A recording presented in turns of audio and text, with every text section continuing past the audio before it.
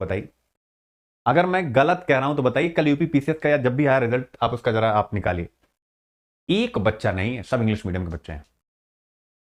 कुछ तो कहने का मेरा मतलब है कि आप सोच सकते हैं कि आपको क्या करना है क्या नहीं करना, और यही हर स्टेट के साथ है, ऐसा नहीं है। ठीक है, तो कॉमन बच्चा कहां जाएगा। डीप कॉन्सेप्ट टॉक, आज हम इंटरपोल के बारे में पढ़ने जा रहे हैं, क्योंकि चाइल्ड पोर्नोग्राफी के ऊपर इंटरपोल की सूचना के आधार पर ही भारत सरकार एक्शन में आई, इसलिए इंटरपोल यहां पर चर्चा में है।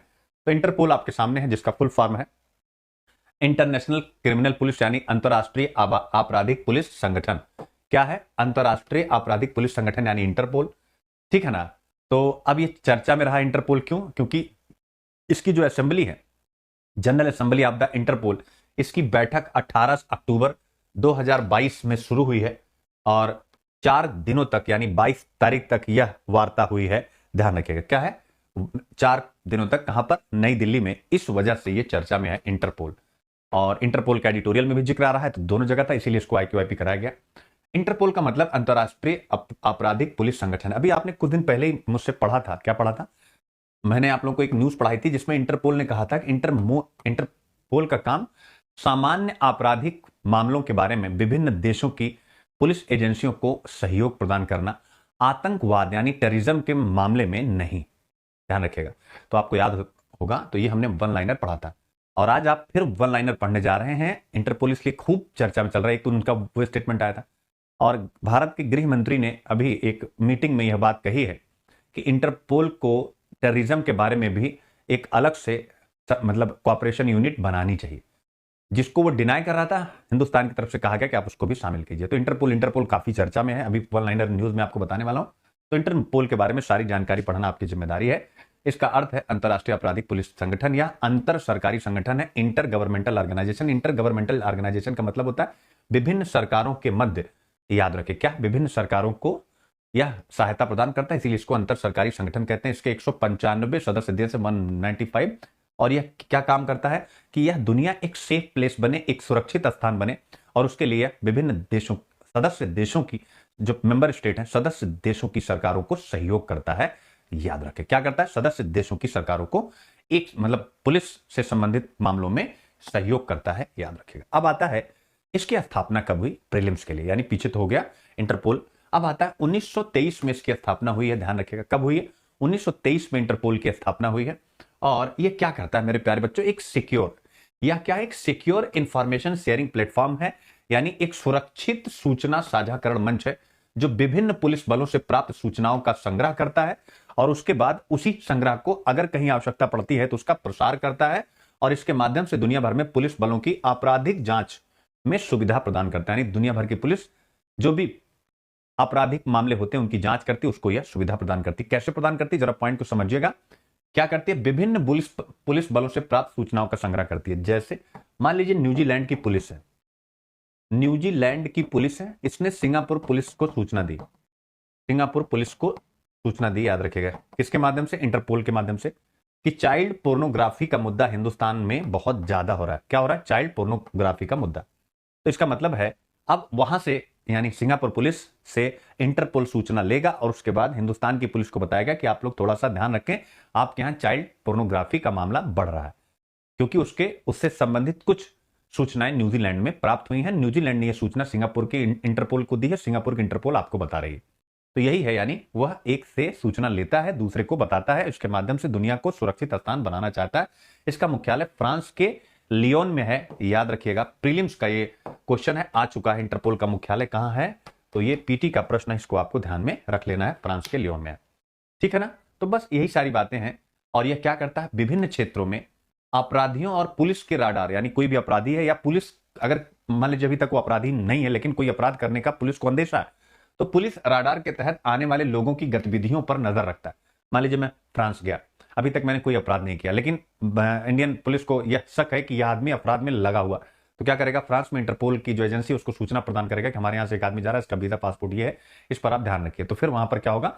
मेरी मतलब गुप्तचरी स्टार्ट हो जाएगी, और उन पुलिस बलों को टिप्स देता है जिन्होंने या तो इंटरपोल की सहायता मांगी थी, या जो उसकी राय में उसके पास उपलब्ध विवरणों से लाभान्वित होंगे, उन पुलिस बलों को वह सहायता प्रदान करता है। याद रखेगा, इसका उद्देश्य आपराधिक पुलिस बलों के बीच व्यापक संभव पारस्परिक सहायता को बढ़ावा देना है। याद रखिएगा, यानी जो पुलिस फोर्स है जो क्रिमिनल को पकड़ने का काम करती है, उनके बीच में बेहतर कॉपरेशन बने, यह उस पर काम करता है। तो यह महत्वपूर्ण है, ध्यान रखिएगा। इसके अलावा अब आता है कि यह एजेंसी किन किन क्षेत्रों पर केंद्रित है। तो यह आतंक पर केंद्रित है, याद रखिएगा। लेकिन अब आप देखिए, बड़ी विचित्र बात है कि जब आप इंटरपोल पढ़ेंगे विकिपीडिया पे या कहीं पर भी, तो उसमें लिखा होता है कि टेररिज्म पर काम करती है, लेकिन इसने खुद इनकार किया है कि हम टेररिज्म के मामलों से अलग सामान्य लॉ के उल्लंघन से संबंधित जो मामले उस पर काम करते हैं। तो ठीक है ना, बच्चों का यौन शोषण और चाइल्ड पोर्नोग्राफी, देखिए यही आज का एडिटोरियल भी है, sexual abuse of children and child pornography, organised crime, अंतरराष्ट्रीय जो भगोड़े होते हैं जैसे नीरव मोदी, मेहुल चोकसी। इसके अलावा अगर आप जो है कोई कंप्यूटर का क्राइम किए हैं, इसके अलावा आपने किसी की आइडेंटिटी को चोरी कर लिया है, ठीक है ना, ये सारी आप अगर काम करते हैं तो इंटरपोल आपके विरुद्ध काम करता है, याद रखिएगा। अब इसके बाद आता है इंटरपोल की शक्तियां क्या हैं, ये भी बड़ा महत्वपूर्ण है। तो आप देख सकते हैं कि गिरफ्तारी जैसे, यानी इंटरपोल किसी की गिरफ्तारी नहीं कर सकता, यानी वो बड़ा अच्छा एक वर्ड है, उसको आप ध्यान रखें। कानून को लागू करने की शक्ति उसके पास नहीं है, ये सबसे इंपॉर्टेंट है। वो केवल समन्वय करता है, वो किसी को दंड नहीं दे सकता, देख सकते हैं, गिरफ्तार किसी को नहीं कर सकता। The Interpol doesn't have law enforcement power such as arrest, आप देख सकते हैं, यानी Interpol doesn't have law enforcement powers such as arrest, इसको आप याद रखिएगा, ठीक है ना। ठीक है, तो आप देख सकते हैं। अब होता क्या है कि जब भी कोई सदस्य राष्ट्र जैसे हिंदुस्तान, ठीक है ना, अदालत के आदेशों के, यानी अदालत ने कोई आदेश दिया है कि मेहुल चौकसी के बारे में आपको सूचना इकट्ठा करनी है, तो फिर वो अदालत के उसी ऑर्डर को, उसी आदेश को इंटरपोल के पास विशिष्ट अनुरोध के रूप में भेजता है और फिर इंटरपोल उससे संबंधित कार्रवाई करती है। तो ये है, याद रखिएगा, गिरफ्तारी जैसी कोई इसके पास शक्ति नहीं। अब आता है इंटरपोल नोटिस जारी करता है विभिन्न प्रकार के, ये प्रीलिम्स के लिए बहुत महत्वपूर्ण है, जो आपको जानने चाहिए। तो इंटरपोल कौन कौन से नोटिस जारी करता है उसको एक बार आप यहां पर देख सकते हैं। तो इंटरपोल रेड नोटिस क्या होता है भाई? तो रेड नोटिस होता है to seek the location and arrest of warranted person with a view to extradition और सिमिलर लॉफुल एक्शन। तो रेड का मतलब तो ये हो गया, यानी गिरफ्तार कर लेना है, प्रत्यर्पित करना है। ब्लू नोटिस क्या होता है? To collect additional information about a person identity, location या उसकी activity in relation to a crime. Green notice क्या होता है? To provide warning and intelligence about persons who have committed criminal offences and are likely to repeat this crime in other countries, यानी जैसे एक country में crime कर चुका है, कहीं और भी कर सकता है।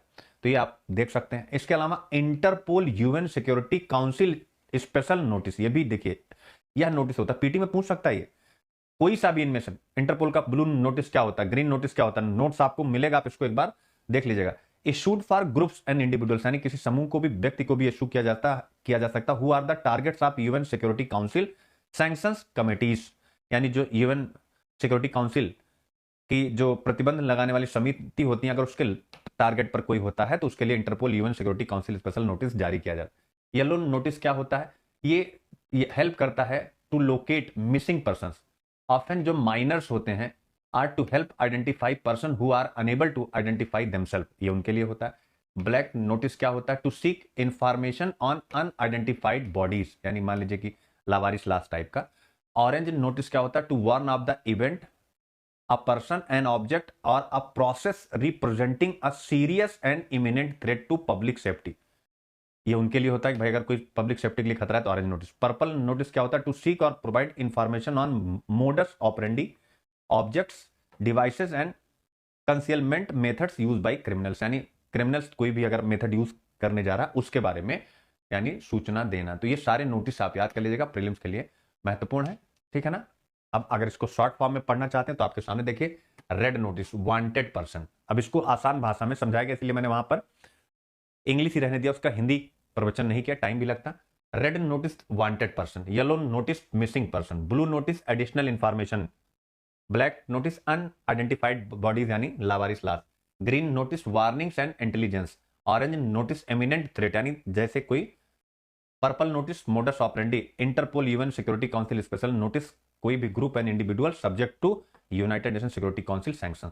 इसको प्लीज आप याद कर लीजिएगा, ये इंपॉर्टेंट है। 2-3